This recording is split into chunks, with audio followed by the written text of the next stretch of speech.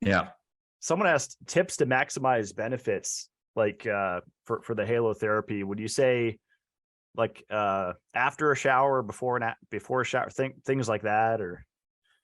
Yeah. I mean, anytime you can do salt. I mean, from a skin benefit, if you're doing it after a shower, you've been eliminating some of your dead skin cells if you actually use some way of soap or exfoliating or doing things. And so when you get rid of your dead skin cells, which we are doing on a regular basis all the time, your skin's going to be more susceptible of receiving the dry salt coming into your skin surface, which is really more beneficial. But other than that, from a breathing, after a cigar, absolutely getting in there. People are utilizing it after a workout for recovery. So they're getting in some real good deep breathing in and oxygenating their system a little bit more. There are athletes that do it prior to workout, getting more oxygen into their system, into their lung system to convert to red blood cells and expand their breath. So now when they go work out and they're doing a run or a walk or weights or aerobic or whatnot, they're building lung health. So there are different ways for people to utilize it in terms of leveraging it, whether it's from a competitive advantage or a symptom relief benefit.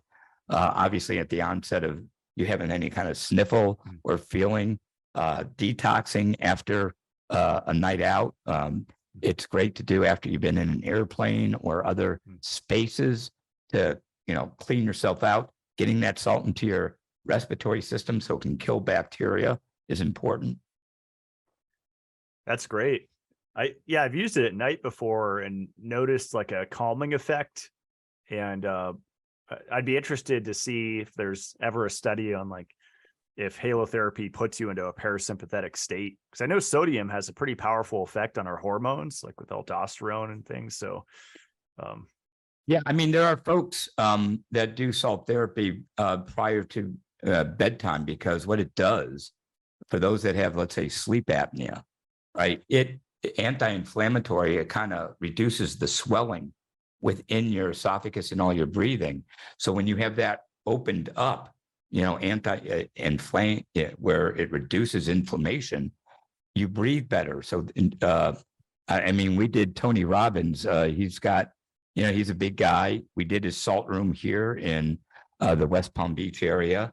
And that's one of the things he noticed, is that he sleeps better after when he does a salt session, because he's got, you're talking all day, you get swollen gland. This reduces all of that and you sleep better. You often, people reduce snoring.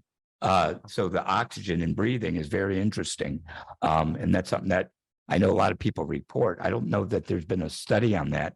We did have a few people that were big into sleep apnea and utilizing it for that purpose. It's also good mental wellness, being in an environment where you could focus on your breath, put on, some headset, do some binaural beats and do breath work in there. It can become a meditation ritual and really a stress and anxiety reduction by being in there. So you got a lot of different ways to get some benefit out of it. That's awesome. Yeah, I've thought of putting on a podcast outside the door when I'm in the booth, but usually I just keep it silent and just kind of, meditate.